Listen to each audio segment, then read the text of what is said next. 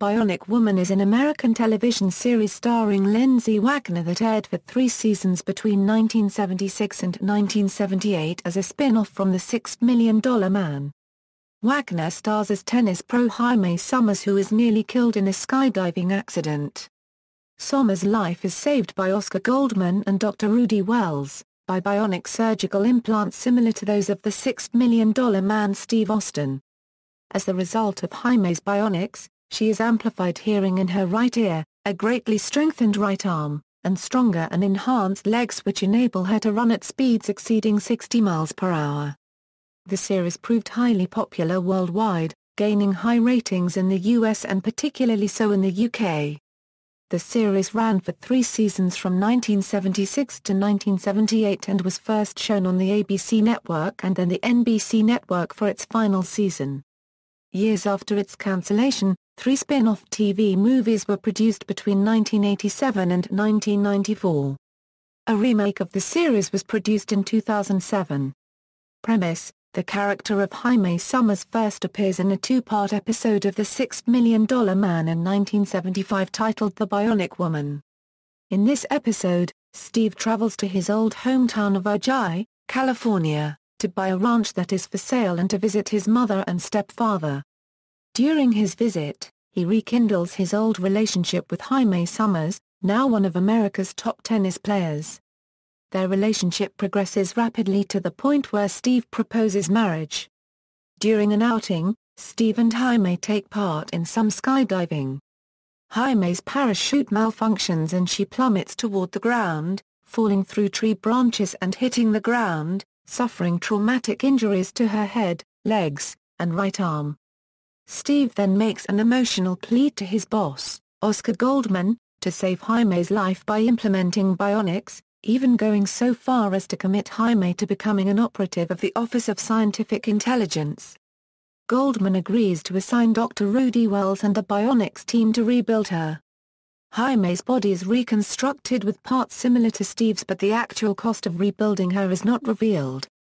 It is said humorously in dialogue to be less than the $6 million it cost to rebuild Austin because the replacement parts for her were smaller. Like Steve before her, Jaime is given 2 bionic legs, capable of propelling her at speeds exceeding 60 miles per hour and jumping to and from great heights, and her right arm is replaced by a lifelike prosthetic capable of bending steel or throwing objects great distances. Whereas Austin received a bionic eye, the inner mechanism of Jaime's right ear is replaced by a bionic device that gives her amplified hearing such that she can detect most sounds regardless of volume or frequency. These bionic implants cannot be distinguished from natural body parts, except on occasions where they sustain damage and the mechanisms beneath the skin become exposed, as seen in Part 2 of the episode Doomsday is Tomorrow, when Jaime sustained damage to her right leg. Jaime discovers on vacation in the Bahamas her bionic skin cannot tan with exposure to sunlight. After Jaime recovers from her operation, Steve tries to break his agreement with Oscar that she will serve as an agent for OSI. Jaime agrees to undertake a mission for Oscar despite Steve's concerns. During the mission her bionics malfunction, and she experiences severe and crippling headaches. Dr. Wells determines that Jaime's body is rejecting her bionic implants and a massive cerebral clot is causing her headaches and malfunctions. Soon after, she goes berserk and forces her way out of the hospital. Steve pursues and catches her, and she collapses in his arms. Soon after, Jaime dies on the operating table when her body shuts down. The character was so popular that ABC asked the writers to find a way to bring her back. In the first episode of the next season, it is revealed that Jaime had not died after all, but Steve was not told. He soon discovers the truth when he is hospitalized after suffering severe damage to his bionic legs. He sees Jaime before slipping into a coma. As Steve later learns, Wells' assistant, Dr. Michael Marchetti, had urged Rudy to try his newly developed cryogenic techniques to keep Jaime in suspended animation until the cerebral clot could be safely removed, after which he was successfully revived. A side effect of the procedure causes Jaime to develop retrograde amnesia, preventing her from recalling previous events including her relationship with Steve. Any attempt to remember causes her headaches and pain. Steve reluctantly lets her go on to live her own life as an agent for the OSI, although the pair would frequently work together on missions and establish a new friendship. Jaime, now retired as a tennis player, takes a job as a schoolteacher at an Air Force base in Ojai, California. She lives in an apartment over a barn located on the ranch owned by Steve's mother and stepfather, both of whom are aware of their bionic implants and their lives as secret agents. Season 3 opened with a two-part episode The Bionic Dog, in which Jaime discovers Max, a German Shepherd dog that has been given a bionic jaw and legs who could run at speeds of up to 90 miles per hour. His bionics predate Steve's and Jaime's, as he was a lab animal used to test early bionic prosthetics. He was named Maximilian, because his bionics cost $1 million. When he was introduced, he experienced symptoms suggesting bionic rejection and was due to be put to sleep. Jaime discovered the condition was psychological, stemming from a traumatic lab fire that injured him when he was a puppy. With Jaime's help, Max was cured and went to live with her, proving himself to be of considerable help in some of her adventures. The original intent was to create a spin-off series featuring the Bionic Dog, and at the end of the two-part episode that introduced him, it was implied Max would stay with Jaime's forest ranger friend Roger Gret in the Sierra Mountains and Jaime would visit occasionally. However, the network rejected the proposed spin-off series and Max stayed with Jaime instead, making several appearances throughout the third season of The Bionic Woman. Production and broadcast. To maintain the show's plausibility, creator-executive producer Kenneth Johnson set very specific limits on Jaime Sommers' abilities. He elaborated, "When you're unregistered trademark dealing with the area of fantasy, if you say, well, they're unregistered trademark bionic so they can do whatever they want, unregistered trademark then it gets out of hand, so you're unregistered trademark they got to have really tight rules. Steve and Jaime can jump up 2 stories but not 3. They can jump down 3 stories but not 4. Jaime can't unregistered trademark turn over a truck but she can turn over a car."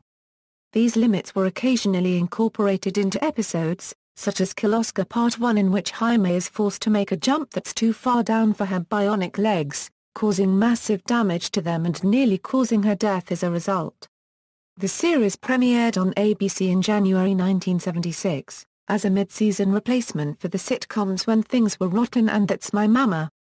With 13 episodes airing from January 1976 to May 1976, it became the 5th most watched television show of the whole 1975 76 season despite only running for half the season ranking behind Maude, Laverne and Shirley, Rich Man, Poor Man, and All in the Family, and slightly ahead of The $6 Million Man. Season 2 ran from September 1976 to May 1977 with 22 episodes and finished with good ratings. Season 2 also had its most notable episodes, Kill Oscar, where Jaime fights the Fembots, and Deadly Ringer, which would win Wagner an Emmy Award. Although the show performed well during Season 2, ABC elected not to renew the series feeling it was no longer attracting the kind of demographics that ABC wanted. NBC picked up the show for a 3rd season. Season 3 ran from September 1977 to May 1978 with 22 episodes and would see a new character, Chris Williams, as a recurring love interest for Jaime. This was due in part to the change of networks which prevented any more crossovers by Jaime's former love interest, Steve Austin. However, in a situation still considered unique, Anderson and Brooks continued to play their roles in both series, despite the network differential. The series proved popular worldwide, particularly so in the United Kingdom, where it was shown on the ITV network and achieved unusually high audience figures for a science fiction show. The first episode of the series was shown on July 1, 1976 and was the #1 most watched program of the week. It was watched in 7 million homes, giving it an average of 14 million viewers. 2 weeks later, the show's 3rd episode also became the #1 most watched program of the week. Its success continued with a further 10 episodes scoring in the top 20 during 1976. The 2nd season also proved popular, with 7 episodes finishing in the weekly top 20, the highest of these being the episode The Vega Influence on May 12, 1977, which reached number 8 with 14.8 million viewers. The third season was not broadcast simultaneously across all ITV stations in the UK, however, and therefore no episodes reached the weekly top 20.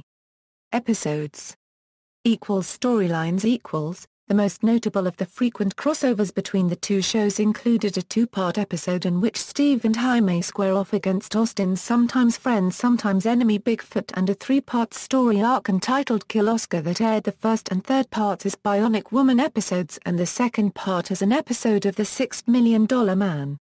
The close connection between The $6 Million Man and the Bionic Woman was highlighted by the fact that Richard Anderson and Martin E. Brooks played their same characters on 2 different television shows running concurrently on 2 different networks. On her own, Jaime's enemies include the Fembots, a line of powerful robots that she fights twice in the series over several episodes. She also thwarts the plan of an aging nuclear scientist named Elijah Cooper to destroy all life on Earth using a doomsday device in Doomsday Is Tomorrow.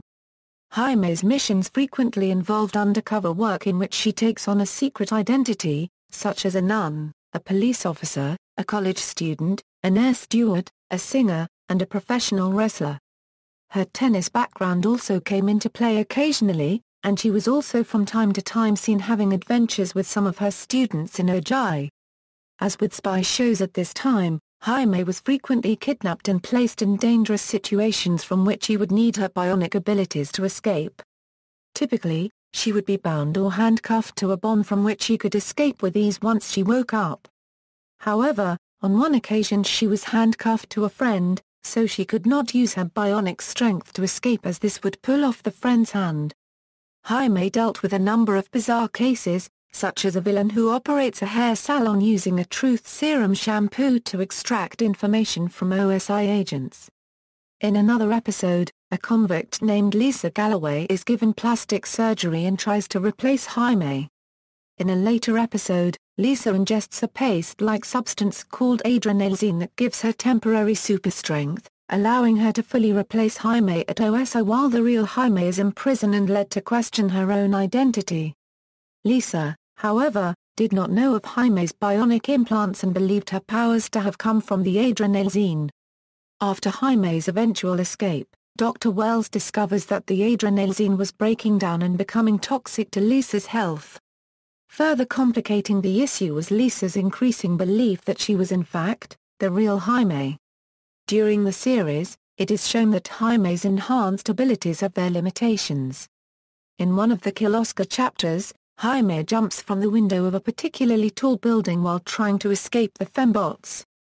However, due to the height from which he jumped, her legs explode upon landing, nearly killing her.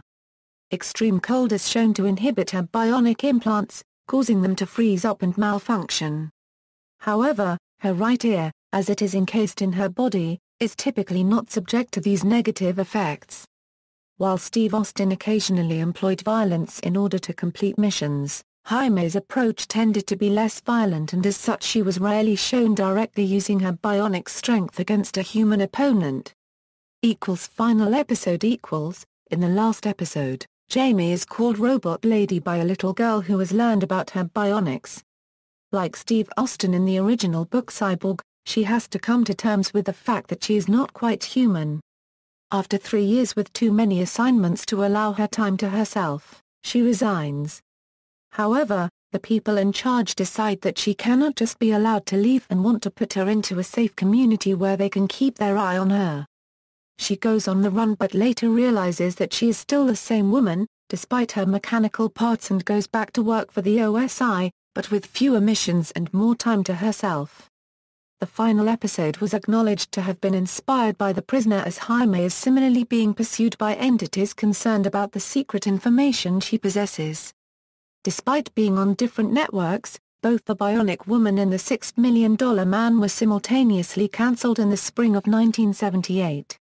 Unlike The $6 Million Man, which ended with a standard episode, On the Run was written and filmed as a resolution to the series. TV movies. 3 made-for-TV movies were produced that expanded the Bionic family, and explored a rekindled love between Jaime and Steve. In the first reunion, The Return of the $6 Million Man and the Bionic Woman, Jaime and Steve are reunited after nearly 10 years of living separate lives. Jaime's memory is fully restored and she tries to reconcile her feelings for Steve while at the same time helping train Steve's son Michael in the use of his own recently acquired updated bionics. Jaime challenges Michael to a friendly race. He overtakes her and she makes the comment that she feels like an obsolete model. Michael is kidnapped by Fortress. Steve and Jaime along with the Air Force infiltrate the abandoned glass factory to rescue Michael. The second film, Bionic Showdown, The $6 Million Man and the Bionic Woman, introduced Sandra Bullock as paraplegic Kate Mason who becomes a next-generation Bionic Woman and Sommers again helps train the neophyte cyborg. In the final reunion film, Bionic Ever After, a computer virus corrupts Jaime's bionic systems. Dr. Wells informs Steve that she may never be bionic again, but Steve's main regard is he wants her alive above all else. She undergoes a major upgrade, which not only increases the power of her bionics but gives her night vision. Finally, after so many years of waiting around, the bionic couple say their I-dos. Theme music, Jerry Fielding composed the series' first opening theme. Beginning in Season 2, Fielding's theme was phased out and replaced by another piece of music by Joe Hanel which had previously been used for the closing credits. DVD releases. In the UK, Universal released 3 single-disc volumes of selected episodes of The Bionic Woman in 2001 February. Each volume contained 3 episodes. Universal then released the first 2 full seasons of The Bionic Woman on DVD in the UK and Australia in 2005 June. There were no special features on any of the sets. Season 3 was eventually released in the UK by Fabulous Films in December 2012. Along with repackaged versions of the first 2 seasons and a complete 18-disc boxed set of all 3 seasons. These versions contain various special features as found on the Region 1 sets, though the Season 3 release also contains all 3 of the Bionic reunion movies from the 1980s and 1990s. In Germany, Koch Media has released all 3 seasons on DVD under the name Die 7 Million $ Frau, though these sets do not contain special features. Plans for a North American DVD release were first announced in 2004 by Universal Home Video. Those plans were made public via a listing in a TV DVD release guide sent to retailers, a mention in an otherwise unrelated studio press release, and as a trailer included on a DVD given away through retail chain Best Buy. However, that release never happened due to rights issues which prevented both The Bionic Woman and The $6 Million Man from being released on DVD in North America at that time. In April 2010, creator Kenneth Johnson said that the rights issues had been solved and he was taping interviews for the DVD. On July 15, 2010, Universal Studios Home Entertainment announced the release of the first season on DVD in North America, which took place on October 19, 2010. Season 2 was released on May 17, 2011. On October 4, 2011, Universal released The Bionic Woman, the complete third and final season on Region 1 DVD. On October 13, 2015, Universal will release The Bionic Woman the complete series on DVD in Region 1. Spin-off books, 2 novels adapting various episodes were published to coincide with the series, Welcome Home, Jaime and Extracurricular Activities, both by Eileen Lutman. The UK editions of these 2 books were credited to Maud Willis, and were retitled Double Identity and A Question of Life, respectively. Although the closing credits of every episode says the series was based upon Martin Caidin's 1972 novel, Cyborg, this only refers to the bionics concept, the characters of Rudy Wells and Oscar Goldman, and the occasional appearance by Steve Austin. Jaime Sommers does not appear in any of Caidin's novels. A short-lived comic book series by Charlton Comics was published in the US in 1976 UK Comic Look-In ran a colour comic strip between 1976 and 1979, written by Angus P. Allen and drawn by artists including John Bolton and Arthur Ranson. The character was also to have appeared in a 1996 comic miniseries entitled Bionics by Maximum Press. Although the magazine was advertised in comic book trade publications, it was ultimately never published. The French comic tar Copyright La Copyright Junior published strips based on popular TV series. This included their own versions of the $6 Million Man and the Bionic Woman, which was renamed Super Jaime. In March 2012, Dynamite Entertainment launched a new The Bionic Woman comic book title, based upon the revised continuity established in the Kevin Smith-written The Bionic Man comic, in which the character of Jaime Sommers was reintroduced. A crossover mini-series, The Bionic Man vs. The Bionic Woman, was launched in January 2013. Unlike the Bionic Man title, which occasionally renders Steve Austin in the likeness of actor Lee Majors, the Dynamite version of Jaime Sommers generally is not rendered in the likeness of Lindsay Wagner. In late 2013, Dynamite ended both series and in the spring of 2014 launched The $6 Million Man Season 6, a more faithful adaptation of the original $6 Million Man TV series. Jaime Sommers, based on the Wagner interpretation, was reintroduced in Issue 3, and in June 2014 Dynamite announced it would publish The Bionic Woman Season 4, a continuation of the TV series, beginning in the fall of 2014. Merchandise. Like its parent program, The Bionic Woman spawned its own line of toys. Kenner produced an 12-inch doll of the character, with similar features to the Steve Austin version, except instead of a bionic eye the doll's head would click when turned, simulating the sound of Jaime's bionic ear. Accessories for the doll released by Kenner included additional fashions, and a bionic beauty salon playset. A metal lunchbox for children was available, as was a vinyl story record produced by Wonderland Records. Kenner produced a series of stickers and temporary tattoos featuring Jaime Sommers individually and with Steve Austin. A board game based on the Bionic Woman series was also created. It was sold by Parker Brothers in the US, and was a €2 4-player game suited for children between 7 and 12 years of age. Television remake. In August 2002 it was announced that the show was to be remade by producers Jennifer and Suzanne Todd for the USA Network.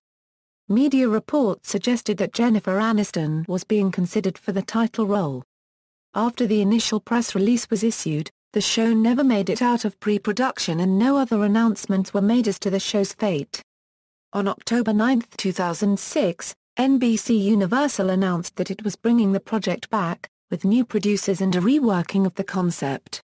The project's one-hour pilot was given an official green light by NBC on January 3, 2007. On February 13, 2007 it was announced that English actress Michelle Ryan had been cast in the title role for this pilot, and that Katie Sackhoff would play Sarah Corvus, the Bionic Woman's nemesis. The series was subsequently picked up by NBC and debuted on September 26, 2007. 8 more episodes were produced and aired before the Writers Guild of America strike forced a halt to production. As of March 2008, NBC had not yet announced whether the show would be renewed, allowed to complete its original order of 13 episodes, or cancelled outright, although series developer and producer David Icke told the official website of the Sci-Fi Channel on March 18, 2008, that the series had been cancelled. Lindsay Wagner, the original Bionic Woman, was not involved in the new series. Wagner said, "On a technical level, it was very good, but I don't think they understood the show. It was steeped in that old-school thinking. It was like a lot of things today, angry and dark." References. Further reading: Pilato, Herbie J. The Bionic Book, The $6 Million Man and Bionic Woman Reconstructed. ISBN 978-1-59393-083-7. See also: Golden Girl, a 1979 novel and 1979 TV movie also about a woman with superhuman abilities. External links: The Bionic Woman, The Bionic Woman at the Internet Movie Database, The Bionic Woman at the Internet Movie Database, The Bionic Woman at TV.com, The Bionic Woman Files.